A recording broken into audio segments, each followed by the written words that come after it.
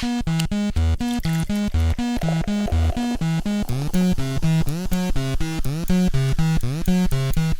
to the Pint and Click podcast. I'm Dave. I'm here with Joel and Tony and Jami. Jami is back, everybody. Hi. She's going to be on podcasts once again. She is back in the library as well. We are happy to have her. And it's going to be some exciting new podcasts coming your way. But in the meantime, today we're talking about Black Panther. We're talking about the movie. We read a little bit of the comic books, and we are excited to talk about it. So let's start with the movie. What do we think of Black Panther? The culmination of a long wait. Very incredible. Yeah? It was a superhero movie where I enjoyed the non-costume parts almost more than the action scenes. Sure, I see, yeah. I thought it was gorgeous, for one. If we talk about the art direction, if we talk about the scenery, if we talk about the costumes, if we talk about even the special effects, the locations, all of that was just 2 hours of a quiet spectacle. Just to watch all of these things. You know, the scene at the waterfall, or the couple of scenes at the waterfall, like they built half of that set in a sound stage, and that was real running water that they were fighting in. Like, that was amazing to me.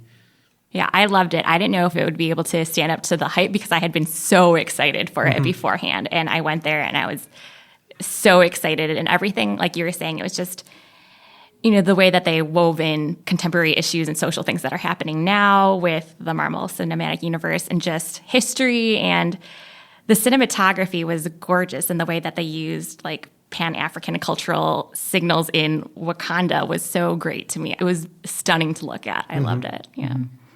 I think one of the more in-your-face things about it that caught me by surprise was the pacing and the shifting of tones that could happen kind of quite rapidly. It was just really awesome. Like during certain scenes where there's like a reveal or something like that, the music kind of playing in the background kind of ramps up, and the volume just increases, and the intensity of the scene of the whole room just explodes. And I just love, like, I realized that I was watching kind of a different film than I had expected, and I realized that about part of the way through the film, and it was just like, great, everything is new. You know, it was such a surprise and a welcome one. So for those who don't know, it's the newest Marvel movie. It's the next superhero. In some ways, it kind of follows the patterns of the previous ones. There's a couple of plot points that are the same. You know, there's a good guy and a bad guy that are established, and, you know, all that good stuff. But it was so many more aspects to it than just that. There were political aspects, there were cultural aspects to it on the one hand. On the other hand, there were character aspects that you don't usually see. Like, we had a sympathetic villain, and we had a thoughtful superhero instead of the roguish approach of Tony Stark or the dogma-determined Captain America. We had a quiet king who would think carefully about how this will affect his people and affect his kingdom before he charges off into battle. Yeah, and listens to, and actually actively seeks out advice of people that are his advisors, and listens to their advice and considers it. I thought that was really interesting because usually, you know, like, he's the titular character, but in some ways he was one of the more quieter characters on screen, because, not to say that he was boring or uninteresting, but that in terms of personality, I feel like there were so many other ones that were also vying up there too. It wasn't like one main character and a bunch of subservient side characters. There were so many people, like his sister Shuri, and just so many other ones that grab your attention and had really developed backstories and wants and desires. And I think my trouble with some other superhero movies is that I did feel like the characterization kind of falls to the background a little bit, but in this one it really was up there. Yeah. So. Yeah, absolutely. In that way, it's more than just the character, the superhero. I felt like Doctor Strange, which was not a bad movie, but it was just all about him. It was all about Benedict Cumberbatch's character and how he feels and what he thinks and how he works and what he does. And the other characters were just kind of set pieces. In this movie, I loved the sister. I loved even Killmonger and Claw were both interesting, and both had their own motivations, which was compelling, as opposed to just, I'm a bad guy because I'm a bad guy, and deal with it. There were... You could empathize for the antagonists. Well, and I enjoyed the character of Ross, too, of the CIA agent Ross, where he kind of bucked the idea of the American elbowing his way in and taking charge or whatnot. He really just kind of hung back and accepted what was going on, and I enjoyed how he fit into the flow of the movie as well. Mm-hmm. What else do we like about Black Panther? I, for one, liked the juxtaposition of tradition and technology that it put forward. The beginning was almost mystical. The prologue to the movie reminded me of Hellboy 2 or Lord of the Rings, where they're like, we need to set up the ancient history of this land. And you don't get that in a Marvel movie. You get that in a fantasy movie, which, this movie is maybe a little bit, not entirely, but kind of a fantasy movie. That's how I felt, definitely. Especially in terms of how they shaped it at the beginning and through it. It definitely had this like mythological feel to it instead of... And I think one of the things that I liked about that is that it seemed like this world stands alone from the rest of the Marvel universe. Yeah. So for people who haven't seen all the Avengers and haven't seen all those things, this is its own legend. This is its own story. You can come in here without having to have knowledge of all those things. Yeah, like Claw has been set up before, but you don't need to know it. Like you can walk into this movie and understand that he's a bad guy. Like it takes care of itself. Though Black Panther appeared, and he himself appeared in Civil War and will appear again in Infinity War, like they almost just didn't worry about it. Let's forget all that. Let's just tell the story of this character, as opposed to like Age of Ultron, which was just bogged down by how many threads it had to pick up and put down and weave together.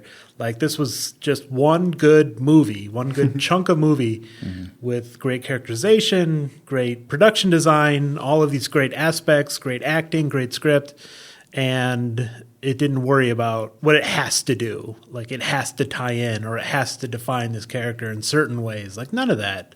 It was just a great story from great storytellers. Do you think that will change the approach that they have to standalone other Marvel movies in the future? That they won't necessarily feel as much need to have it be so interconnected with the world that they've already set up in other movies? I do hope so, because I'm getting a little... Doctor Strange, I keep using as an example. That was the one where I'm like, yeah, this is a fine movie, but I've seen this movie.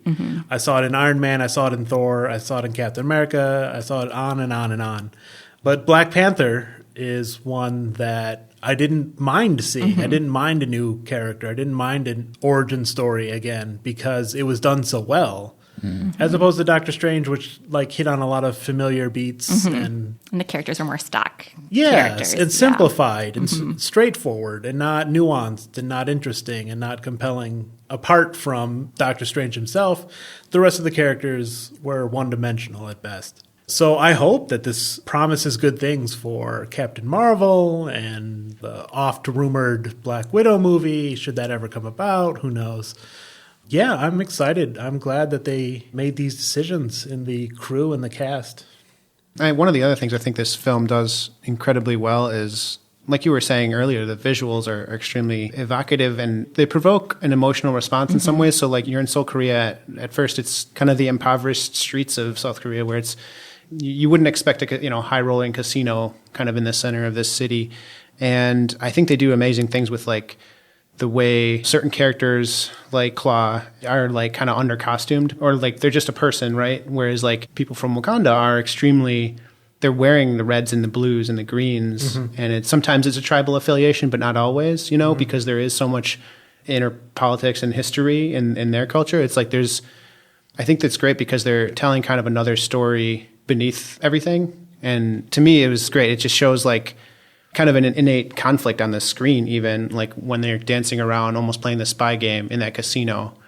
Even just going on to IMDb, you can see some really great stills of it. But, you see T'Challa in like an awesome black suit. It's his character, but it's also like he's the king of Wakanda. So it's just, he has this air of not just confidence, but he can fit in this world, any world, because he's a king. But then there's also like, they carry that back to Wakanda where the colors do have a stronger significance. Yeah. Whereas like when you're in a casino or in Korea where there's these bright lights, they mean nothing. They're just like attention grabbing necessarily. But they might mean they kind of like blend in there and aren't so accented. Yeah, they're not so accented. Yeah. Right. So Yeah, that's fascinating. I didn't even thought of something like that. Like, because you're talking about the neon lights of the signs in the South Korea car chase, where there's lights, there's street lights, there's signs above cafes, and the Black Panther's all in black. Right. He's kind of like Chance to show off his like sleek, awesome armor. Yeah. But it's also, to me, it was like this is a contrast to where most of the movie takes place. This is kind of a dark and dreary and rainy and kind of ugly part of the world, whereas Wakanda is beautiful and it's hidden and it's something to protect, and they're isolationists because it's helped their survival and all that. So, and because it is so special compared to the rest of the world, maybe. Yeah. It is so rich in culture and rich in technology and, rich in all things that the contrast with some of the other places they go in the world, such as the places described by Killmonger, are a little bit more desperate than Wakanda is. Yeah. I can understand why that kind of frames why they would be afraid of the rest of the world and want to isolate and want to hide because they don't want to lose what they have and just blend in with the rest of the world. Right. They want to remain a special place, a beautiful place. And we haven't even touched on, I mentioned Black Panther being a cool guy, but the emotions between fathers and sons in this movie, between the bad guy and his father and the good guy and his father, and the vulnerability, the anger, the resentment, the trust, the respect, the passion, all of those things are somehow crammed into 2 hours. And I feel like we can empathize for each of those situations in their own way. We see the different choices that they made and we might not agree with them, but we can understand why they might want to cover something up, or things like that. And it's just, that was so great to me that in such a short amount of time we can feel and the audience can understand the whys behind things. It's not just things are happening like in other action movies, but we know the genesis of each action. They were pretty efficient in those scenes too. They were able to convey the complexity in a very short amount of time, and they were also able to repeat it so that you were able to, okay, we've seen this before. Now, how does it work with another situation in the movie? And you're able to kind of piece the two together and know what was going to happen because you've seen the ritual before. Exactly. And I thought that was really well done. It really kind of helped the movie slide by a lot better. Yeah, I went in with medium expectations coming off of Doctor Strange, coming off Ant-Man. I'm not so hot on one-off Marvel movies these days, but this one renewed my faith. I am delighted with this movie. I think most people watching it have been too because it's made a lot of money. It's made a lot of money. Well, there's a very peculiar aspect of Black Panther too, where he is not created or chosen. He is. He's part of a lineage, and he's actually a head of state. How many of these heroes are heads of state where they are literally responsible for the lives of thousands and millions of people? And you mentioned it before, it's political, but there's just that extra element to it where whatever he does, he has that extra weight on his shoulders. Yeah. And it's not like Batman always has a huge weight on his shoulders and something, but this is more than that. This is inescapable. Yeah. There's no chance for him to say no. He doesn't want it. Like Spider-Man could like hang up his mask and walk away, or whatever. But Black Panther has been generations, right? Yeah. Right. Yeah. Well, and it mentioned before where in the books too, where he is able to ask for advice from people around him that have had some experience. I don't know how to phrase that, but it's a little bit different than, of course, again, there's no other type of character similar to Batman or Spider-Man that would understand. That's really interesting that a lot of the narrative arcs in other superhero movies are like, do I want this responsibility? I find out that I have this power or gift. Do I want it? And in this one, that's never a question. Like you were saying, it's like, what do I do with this responsibility? What is my responsibility to the world? Yeah. And how to navigate like your responsibility to your own people and then to the diaspora as well. I think his mother says, we've been preparing for this since the day you were born. And certainly he has as well to accept this responsibility. So we also read Black Panther and the Crew, which is a graphic novel featuring Black Panther in the streets of Harlem. What do we think? So we have this at the library. It should be on the shelf today if you happen to make it in time. How do we feel about the comic book Black Panther that we read? I know, Joel, you've read even more. You've read the standalone series. Is it the same? Is it different? Is it interesting? I think it fits really well in with the movie. Really carries on the books. Even in the books, there's a few scenes where he talks to Tony Stark, and Tony Stark is, jabbering away in his metropolitan whatever he's doing, and Black Panther just doesn't have time for it, and he's just like, okay, whatever. I'm going to get what I need information out of you. And he has the same laid back style about him. And there's a lot more. You mentioned earlier about the characters being not just cardboard cutouts around the hero. Mm-hmm. Many of the characters around him, they're fully developed. Mm-hmm. There's a lot of pathos between him and Aurora. Mm-hmm. There's just many other characters. His mother, Shuri, his sister. The movie really followed through on what you see in the movie is what you can read in the books, especially with the ones that I read with Ta-Nehisi Coates. Mm-hmm. Well done. Yeah, this Black Panther and the Crew I like because it's very different from the movie. It's street level, as they like to say, where it's more about crimes happening on the streets of Harlem as opposed to giant aliens shooting a laser from space. But I'm a little disappointed it's called Black Panther and the Crew. It should be Misty Knight and the Crew. That's what my initial thought going into it was. It's about her. I guess for marketing, they called it Black Panther so it would sell better, but... If you're fans of Misty Knight, she was in Luke Cage, right? In the Netflix series.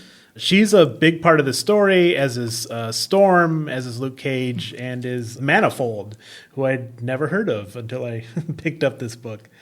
And so, again, this has some political tones to it, as the fighting for the soul of Harlem and the... Let's see. So there's curfew and there's expectations of riots, and how do we navigate this? How do we keep people safe? How do we keep our neighborhoods safe? And it's about political protest, and it's about anger, and it's a fascinating little book. It's a graphic novel. It doesn't take long to read if you've never read a graphic novel before. It takes maybe an hour to actually go cover to cover.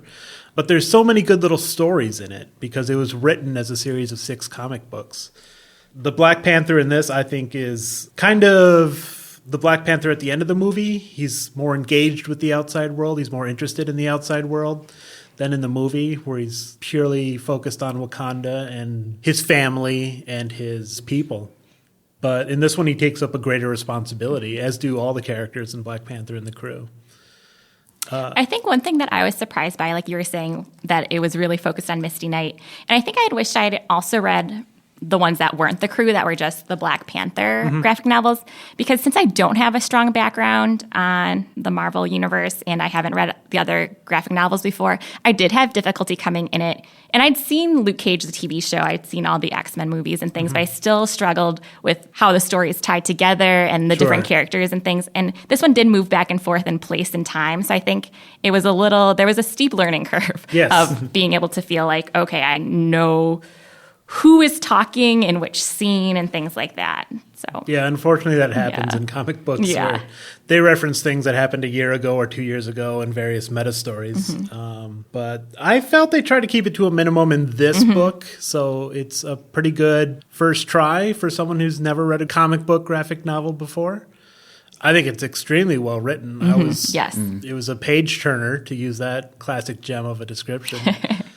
In the other series that Coates wrote, A Nation Under Our Feet, the Crew shows up for a scene and then disappears. And like you mentioned, I was like, what? And then I was able to read this and put the two together. So they kind of happen in a concurrent, it doesn't happen in a linear fashion, so to speak. But I highly recommend A Nation Under Our Feet as well. That was really good. And that's the writer, Ta-Nehisi Coates, who wrote Between the World and Me, which was the bestseller. So that's where else you might have heard him from. Yeah, so an excellent writer of both conventional books, as you might say, and then as well as graphic novels and comic books, and really making a name in the past year or two. Any other thoughts about Black Panther, the character, the comic, the movies? Are you interested in more Black Panther? Is the movie enough? I saw that there was a petition out. I read this on the Reddit that they were putting a petition out to try to have a Netflix series about it, about the characters. I would be behind that because I think for so many people in the Black community, this is like, oh my gosh, we're seeing like representations of ourselves on the screen. And One thing I thought was interesting was I read this article that was talking about the impact that the character Shuri can make because she's really into STEM. She's really into tech. She's like so excited about it. They were talking about how Black women are underrepresented in the STEM fields. And they had done research showing how after certain movies, interest in a certain thing peaks. So after Hunger Games, they were saying archery peaked, Yes. interest in archery peaked. And so that they're saying they're hoping that this can get more younger people engaged in that. And Disney already donated like $1 million to STEM centers or learning or something in different cities like Oakland and Chicago and stuff. So Cool. I'm excited to see where it goes. Yeah, so if you like Black Panther, he'll be back in Infinity War. And you can also, if you come to the library, you can check out the graphic novels. You can check out Civil War on DVD or Blu-ray. Black Panther is in theaters now. It is doing extremely well. And I think it is well-deserved for its success. And that's going to do it for the Point and Click podcast. We'll see you next time.